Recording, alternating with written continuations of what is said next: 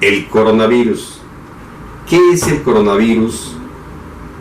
¿Qué síntomas da? ¿Cómo se puede tratar? ¿Va a ser una pandemia? Y sobre todo vamos a verlo en relación a la nueva medicina germánica del Dr. Hammer.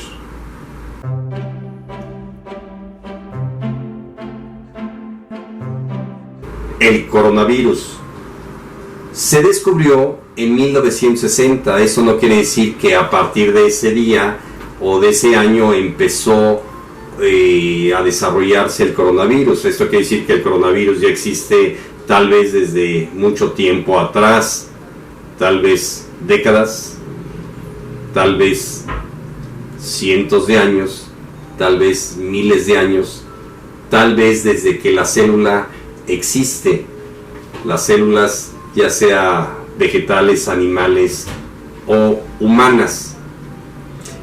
En diciembre del 2019 se detectó este nuevo coronavirus, si es que es nuevo, y se llama coronavirus porque al microscopio se ve como una corona. Vamos a hablar de las epidemias, pandemias que han existido, y luego vamos a hablar de esta nueva enfermedad, si es que es nueva la enfermedad. Vamos a ver algunas enfermedades que han existido. En el año 2002 se calcularon 1000 los casos de polio en la India. En 2003 una epidemia de SARS con 8000 infectados y 700 muertos. En 2005 la gripe aviaria cepa H5N1 con una amenaza de pandemia. En 2009-2010 la pandemia de gripe A H1N1 que cobró la vida de más de 18,000 personas. 2010 un brote de cólera que tuvo 8,000 víctimas en el 2013. La epidemia de ébola del 2014 en Nueva Guinea que cobró la vida de 4,500 personas en medio año. 2012 a 2015 el síndrome respiratorio por coronavirus de Oriente Medio y ha matado a casi más de 500 personas. El virus de Zika en Latinoamérica. En 2020 un nuevo coronavirus descubierto a mediados de diciembre del 2019 en China. Hasta el 29 de enero del 2020 se contabilizaban 131 defunciones. Cabe hacer notar que la gripa común en el mundo en un año mata a 2 millones de personas alrededor del mundo. ¿Qué es el coronavirus? Es una familia de virus que se descubrió en la década de los 60, pero cuyo origen es todavía desconocido. Sus diferentes tipos provocan diferentes enfermedades, desde un resfriado hasta un síndrome respiratorio grave, una forma grave de neumonía. Gran parte de los coronavirus no son peligrosos y se pueden tratar de forma eficaz. De hecho, la mayoría de las personas contraen en algún momento de su vida un coronavirus, generalmente durante su infancia, aunque son más frecuentes en otoño o invierno. Se puede adquirir en cualquier época del año. El coronavirus debe su nombre al aspecto que presenta, ya que es muy parecido a una corona o un halo. Se trata de un tipo de virus presente tanto en humanos como en animales. Las causas. El coronavirus se ha detectado en murciélagos y en camellos como un reservorio, como una presencia del virus. Yo imagino que se ha dicho que un murciélago contaminó a un camello y del camello pasó al ser humano. Es decir, si se encuentra un virus en un murciélago y luego en un camello, pues se toma como deducción que ese virus o ese murciélago contaminó al camello. Y luego si aparecen seres humanos, pues podemos decir que el camello contaminó a los seres humanos y los seres humanos a otros seres humanos y a otros seres humanos. Se me hace muy extraño que hayan dicho que tal murciélago pues contaminó a ese camello o a los animales en China, y que luego al comer la carne de ese animal pues de ahí se contagió el ser humano. Si estos coronavirus probablemente ya estén en el ser humano desde nacimiento. En cada una de las células del ser humano existen 10 veces más bacterias y virus ahí residiendo en esa célula, permanentemente, inactivos, sin hacer absolutamente ningún daño. Entonces, ¿qué pasa? ¿Por qué de repente se desarrolla este virus que tiene una cadena de ARN y se empieza a multiplicar en otras células? ¿Quién controla y ordena esto en el cuerpo humano? Eso lo vamos a analizar cuando hablemos de los virus en relación a la nueva medicina germánica. Ya sabemos que hay varias leyes del Dr. Hammer que hacen que se activen estos virus. ¿Por qué se activan? ¿En qué momento? ¿Y cuándo se delimitan? ¿Por qué se desarrollan y multiplican estos virus? Para poder entender qué es una pandemia o una endemia, primero vamos a decir que endemia es una infección localizada, y pandemia, que significa pan, todo, o sea, una epidemia generalizada en la población mundial. Vamos a ver las 10 pandemias que han azotado a la humanidad en cuestión de casos mortales, no cronológicas. En primer lugar está la viruela, en segundo lugar está el sarampión, la fiebre española, la peste negra, el VIH, la plaga de Justiniano, la tercera pandemia, el tifus, la cólera, el H3N2 y el ébola. Esto es por el número de muertos que han ocasionado estas enfermedades, estas pandemias generalizadas. Esta enfermedad del coronavirus provoca los siguientes síntomas, ya sea una gripa común y corriente o una pulmonía, y los síntomas son los siguientes: secreción y goteo nasal, tos, fatiga, dolor de garganta y de cabeza, fiebre, escalofríos y malestar general. Y si esto ya evoluciona a una dificultad para respirar y si esto se convierte en una neumonía, pues va a haber problemas hasta dificultad para respirar. El espectro clínico de este tipo de infecciones varía desde la ausencia de síntomas hasta síntomas respiratorios leves o agudos. Esta enfermedad cursa con tos, fiebre y dificultades respiratorias. Es frecuente hallar neumonía, y en el caso de MERS también se puede registrar síntomas gastrointestinales, en especial diarrea. Tal y como ocurre con los virus de la gripa, los síntomas más graves y la mayor mortalidad se registra tanto en personas mayores como en aquellos individuos con inmunodepresión o con enfermedades crónicas como diabetes, algunos tipos de cáncer o enfermedad pulmonar crónica. En casos extremos puede ocasionar insuficiencia respiratoria. ¿Cómo hacer un diagnóstico en pacientes que tienen gripa? Pues se puede hacer un cultivo de la secreción nasal o de la garganta y un análisis de sangre, y también una radiografía de tórax. Entonces, con los síntomas más los estudios de laboratorio, se puede llegar al diagnóstico de coronavirus. En el ser humano es una especie de gripa y así debe ser tratada con reposo, con toma de muchos líquidos y con ibuprofeno o paracetamol, si es que no hay complicaciones. Esto desde el punto de vista médico. La mortalidad en relación a las personas contagiadas es baja, un porcentaje bajo, y siempre ha sucedido que las pandemias aumentan y luego disminuyen. ¿Por qué en el pasado morían muchas personas?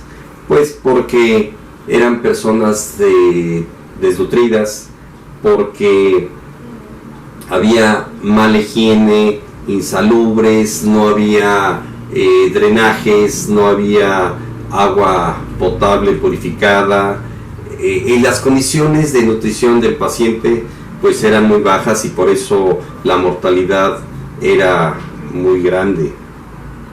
Se dice que cuando el sistema inmunológico está deprimido es cuando más ataca cualquier infección, sea bacteriana, sea por virus o por hongos. Ahora vamos a hablar en relación a la nueva medicina germánica del Dr. Hammer.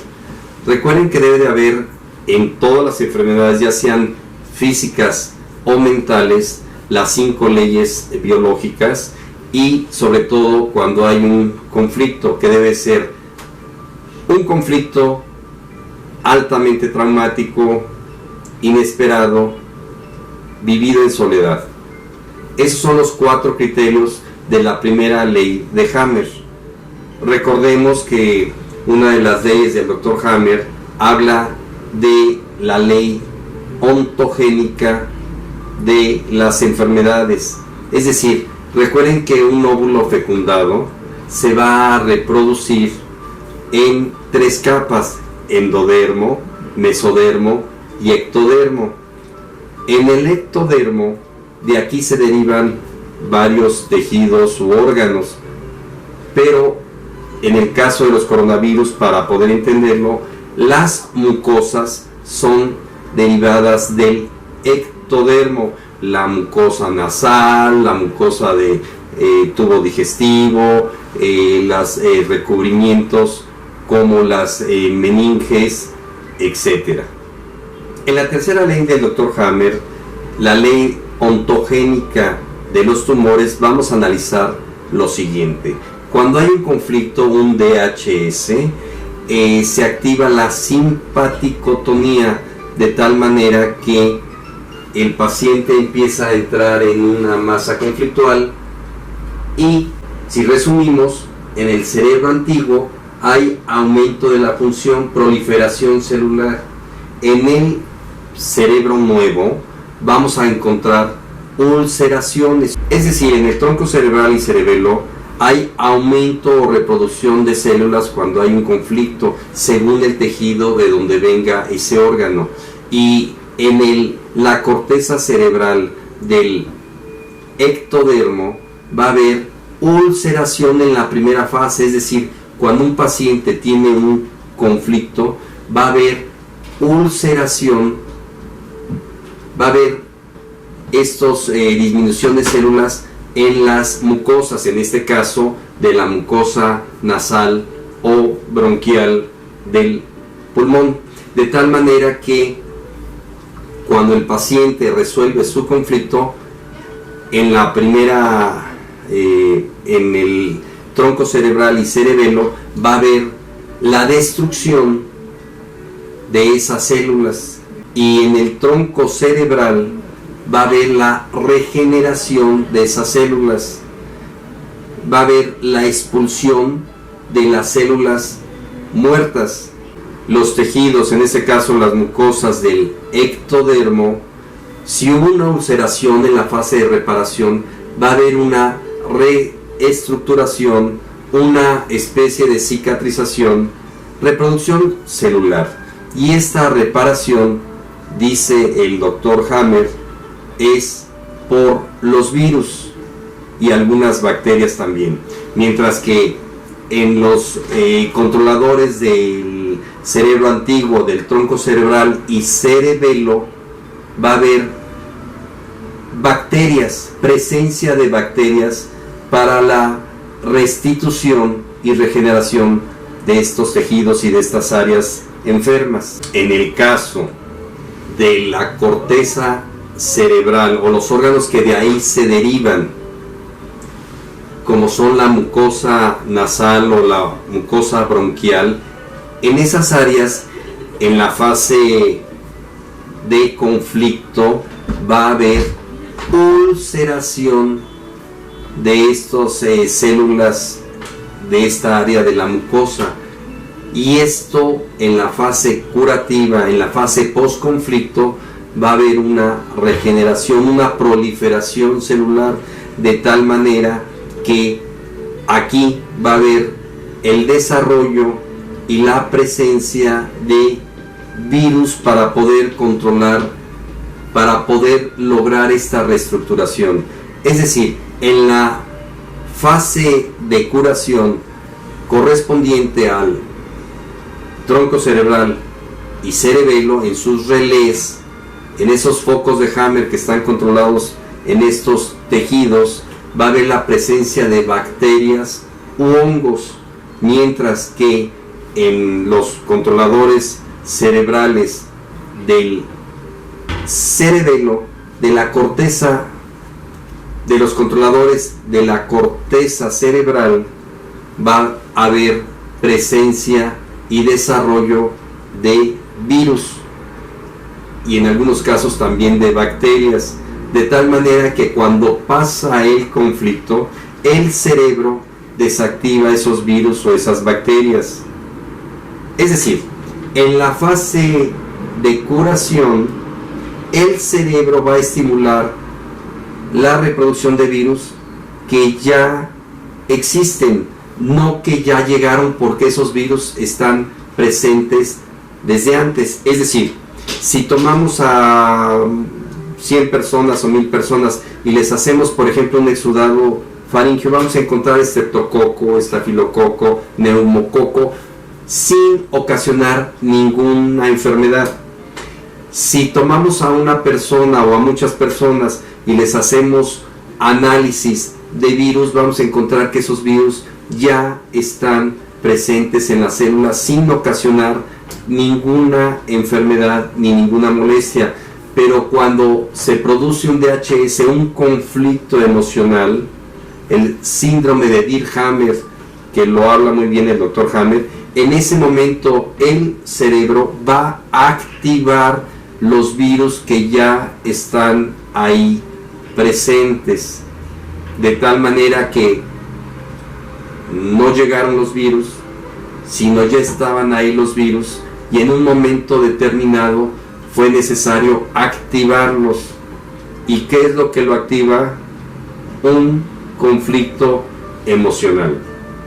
Recordemos, un conflicto de la nariz, de vías respiratorias altas, es algo me huele mal, sospecho de algo, algo no me parece, me están siendo infiel, me están robando, me están traicionando, sospecho que me voy a contagiar.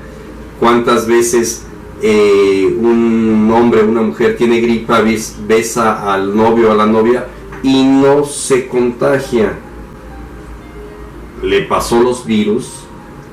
Ahora, si en una familia llega una persona, el padre por ejemplo, con una gripa porque tuvo un conflicto de vías respiratorias altas, algo me huele mal, me van a correr el trabajo, ya no vamos a tener dinero, el ambiente familiar de shock y de estrés va a hacer que todos tengan gripa. Se activa el conflicto, pero recuerden, la gripa se presenta en la fase curativa, cuando ya se solucionó el conflicto, de tal manera que está saliendo. Yo digo que no existen las enfermedades, existen las respuestas biológicas. Es decir, si una persona se come algo descompuesto y lo vomita, se está curando, y si hay diarrea se está curando, y si hay fiebre se está curando. El doctor Hammer lo explica muy bien. todo es sistemas biológicos de supervivencia. El cerebro nos está ayudando siempre a sobrevivir, y cuando se presentan los síntomas ya está en la fase curativa. Cuando se trata del ectodermo, cuando se trata de la corteza cerebral. En el cuerpo humano hay un ecosistema donde hay virus, bacterias, hongos viviendo en todo el organismo, en todas las células. Es decir, si no hubiera bacterias ni virus, no sería posible la vida. O sea, se ha malinterpretado que los virus ocasionan las enfermedades. Los microorganismos vienen a curar desde el punto de vista de la nueva medicina germánica del Dr. Hammer. Repito, si no hubiera virus y bacterias, no podría existir la vida, porque es una simbiosis, es un ecosistema. Es como si no existieran las moscas, las abejas, no habría reproducción de plantas por el polen, las semillas, etc. Quiero mencionar dos aspectos importantes.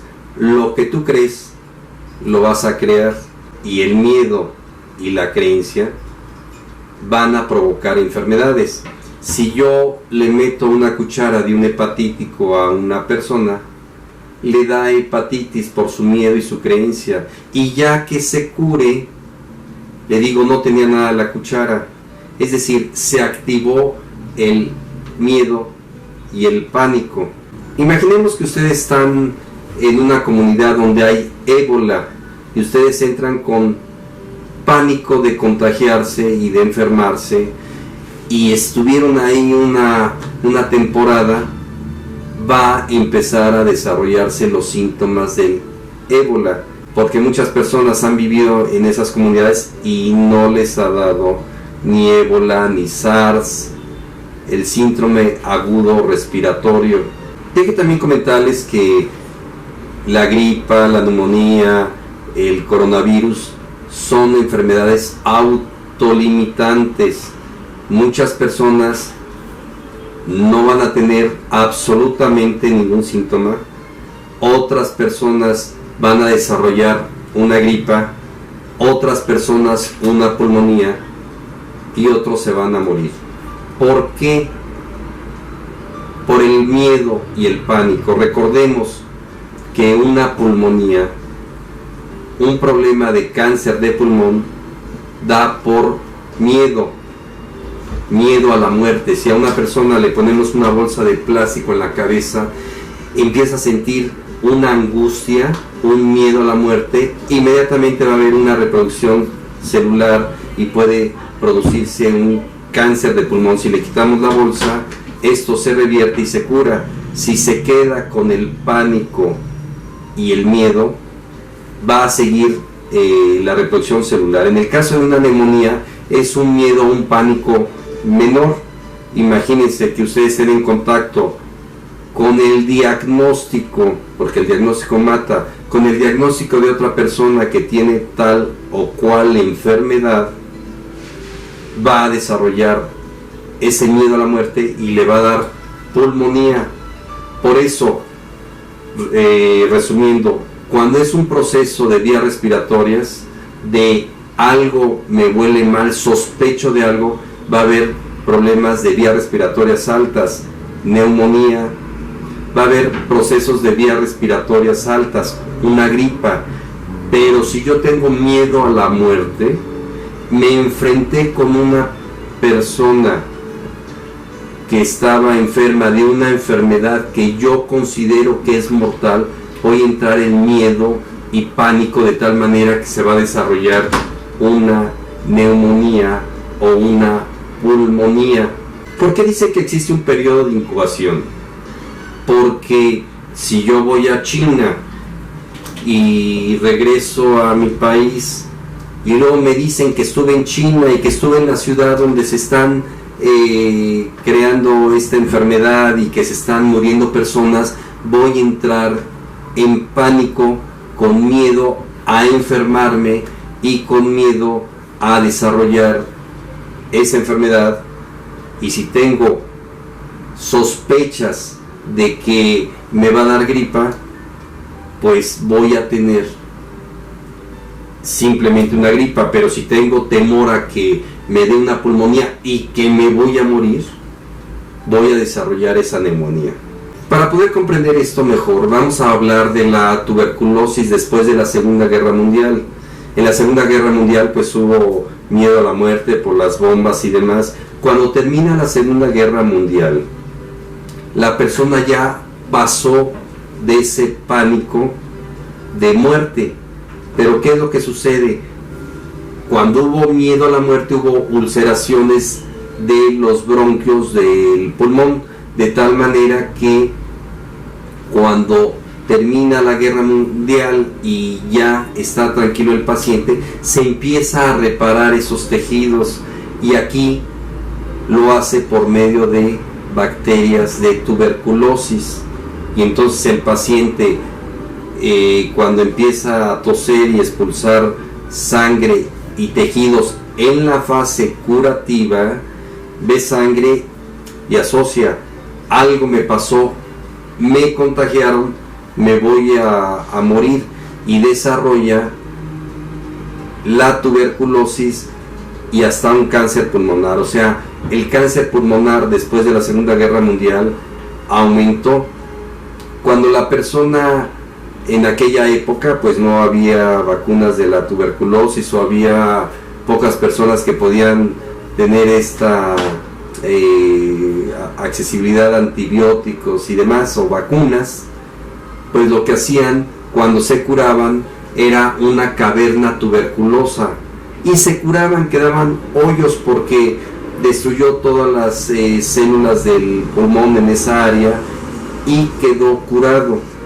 Ahora, como todos estamos vacunados y los que no están vacunados les da tuberculosis y le aplican antibiótico, ya no hay bacterias que puedan curar este tumor tuberculoso, esta enfermedad de tuberculosis pulmonar, y ahora se quedan quistes, quedan nódulos, pero ya curados. Todos los quistes fueron cáncer maligno que se volvieron benignos. Nada más que si va una persona a tomarse una radiografía y se ve ahí un quiste, un nódulo pulmonar, inmediatamente puede reactivarse el miedo a la muerte, porque le pueden decir: parece que esto es un tumor, un cáncer.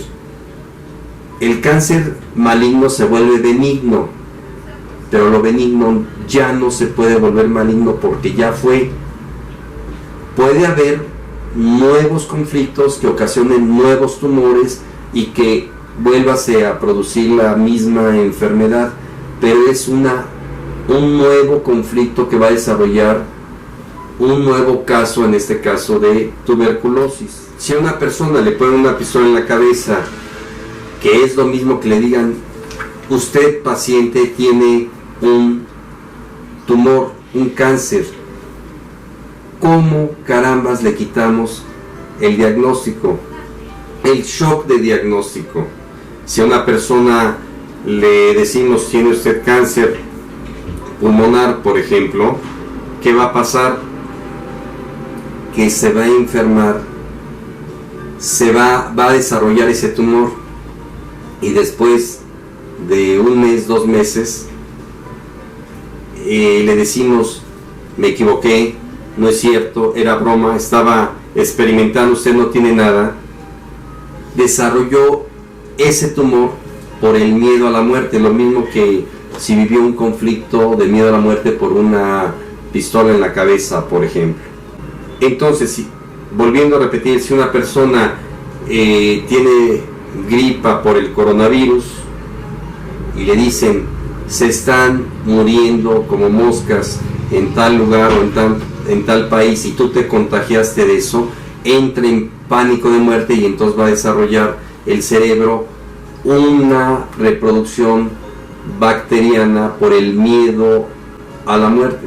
Si el paciente entra en pánico después de tener una gripa de coronavirus, ahora el cerebro va a desarrollar una neumonía, un conflicto. O sea, en la fase de miedo, en la primera fase, va a haber la ulceración, que es la fase de incubación, y cuando el paciente soluciona su conflicto empieza con síntomas, pero se reactiva porque le dicen ya tiene un problema respiratorio por coronavirus. El tratamiento sería tranquilizar al paciente, las medidas médicas para resolver este problema pulmonar y ya no seguir cayendo en un círculo vicioso de miedo y pánico a la muerte.